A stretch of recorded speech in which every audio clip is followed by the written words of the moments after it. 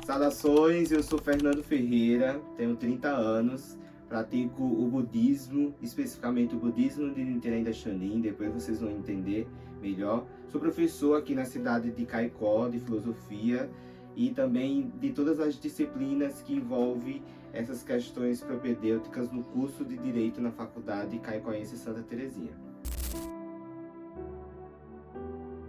Então, eu faço parte, né, do budismo. Eu tenho 30 anos e faço parte do budismo há 25 anos.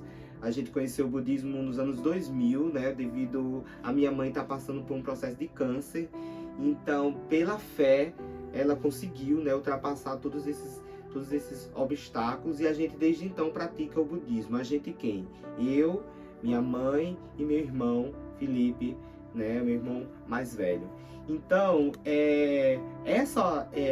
o budismo hoje existe uma organização que nos conecta diretamente com os escritos e os ensinamentos do budismo. E essa organização é chamada BSGI, que significa Brasil Soka Gakkai Internacional, que significa Organização de Criação de Valores Humanos. E essa organização, ela é baseada no budismo de Nichiren Daishonin.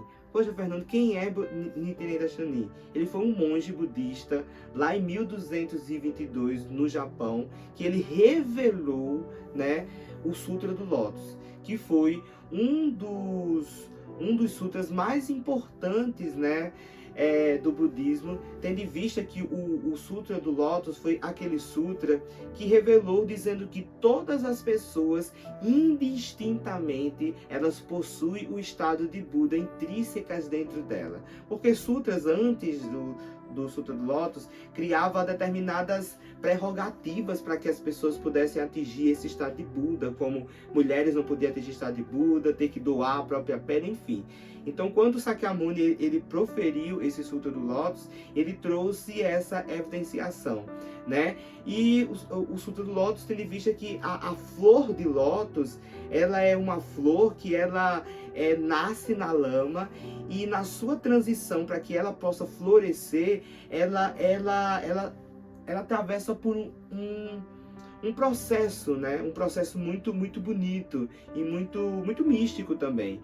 Então, o Sutra do Lótus, ele revela justamente que todos nós, apesar de muitas vezes estarmos na lama ou nascemos em uma condição não favorável, muito bem, a gente pode transformar, certo, o nosso destino. Então, toda essa organização chamada BSGI, ela hoje está presente em mais de 192 países e território. Ela tem sua sede, né, mundial no Japão, né? Inclusive eu tive a oportunidade de ir lá em 2017, né? E essa organização, ela está em Caicó, por exemplo, há 25 anos, e existe dentro do Brasil em todos os estados, né? Então, hoje, na região do Seridó, a gente tem em cidades como Jucurutu, a gente tem cidades como Mossoró, Natal, já tivemos em Currais Novos, temos em São Fernando, enfim, é uma organização, certo, que nos conecta a esses ensinamentos, e dentro dessa organização a gente tem funções, né? Existe lideranças jovens, lideranças de adultos, e eu ocupo a função de líder de região metropolitana da divisão dos jovens. Então, todos os jovens da região do Seridó, quer dizer, da região do Seridó, Mossoró e boa parte do interior do Rio Grande do Norte, eu lidero esses jovens. E lidero em quê? Em orientação, né, diálogos, e a gente promove justamente um humanismo, né? Porque essa organização, BSGI, ela é uma organização baseada na paz, cultura e educação. Então, todas as nossas ações em conjunto, ela potencializa para que todas as pessoas possam atingir o seu potencial maior, certo? Então, é isso. Obrigado.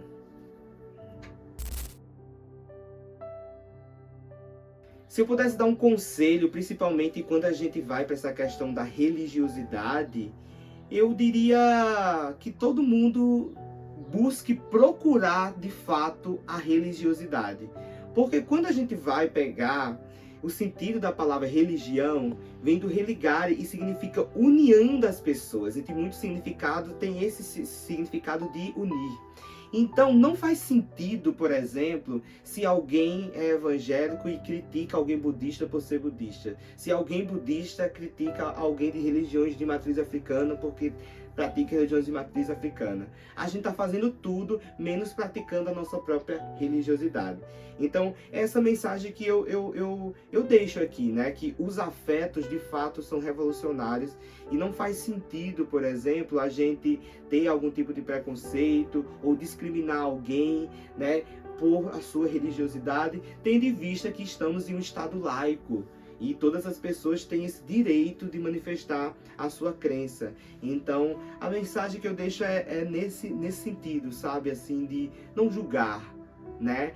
E se a gente for olhar todos os grandes mestres, pessoas que abriram caminhos, né? Para que hoje pudesse ter o budismo, o cristianismo, entre muitas outras religiões, o que foi que essas pessoas fizeram? Sabe? Essas pessoas entenderam o tempo delas e puderam dar o seu melhor, né? Então, que a gente possa fazer isso, sabe? Entender o nosso tempo e dar o nosso melhor enquanto ser humano. Talvez o budismo seja uma das religiões mais profundas que fala sobre isso. E o que a filosofia budista traz é justamente o aspecto da reencarnação. Lembra que eu falei que tudo é causa e efeito? Então a morte também faz parte desse processo. Quando Siddhartha Gautama, né? Siddhartha não, já Sakyamuni, né? Sakyamuni, ele foi proferir os ensinamentos dele na Índia. Ele falou sobre 4 sofrimentos da vida, né? Nascer, né? Envelhecer, adoecer e morrer. E nós que temos uma cultura muito cristã, querendo ou não, a gente tem uma questão muito mal resolvida com a morte, né? A gente não sabe se relacionar com a morte, porque a gente pensa que a morte é o fim, sendo que na filosofia budista não, né? Na filosofia budista, a morte é apenas mais uma causa, né? A gente acredita que quando a gente morre, vou usar uma comparação aqui, meio que a gente adormece, sabe? E quando a gente acorda em outra existência, com outras possibilidades. E o que vai determinar, sabe? Qual a condição que eu vou nascer, né? No futuro, vai ser as causas que eu faço no presente, né? Então, o budismo tem essa questão da casualidade muito forte, principalmente com a morte. E o budismo também nos ensina muito sobre o desapego.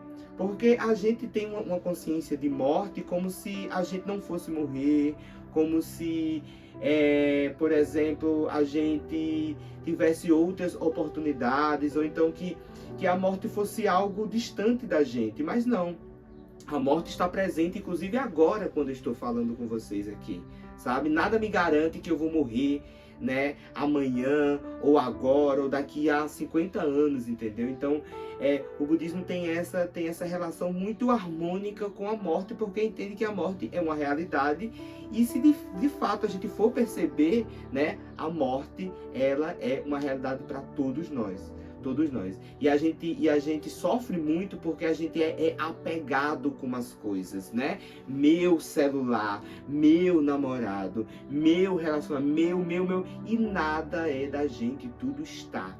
Então o budismo também nos ensina essa questão do desapego voltado para a morte.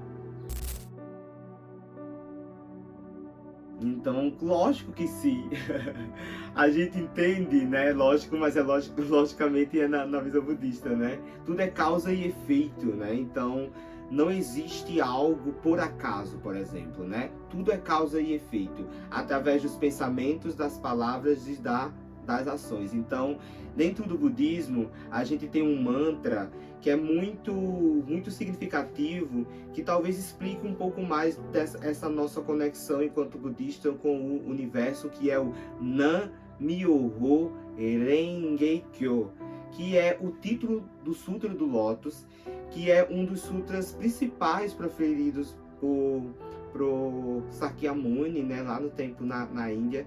E esse Nam-myoho Renge-kyo significa: dedico a minha própria vida à lei mística de causa e efeito que se manifesta em todos os fenômenos. Então eu, enquanto um microcosmo desse universo vasto de possibilidades e de seres, me conecto, né, com esse macrocosmo através do poder desse mantra, dessa recitação, porque tudo está no pensamento, na palavra e na ação.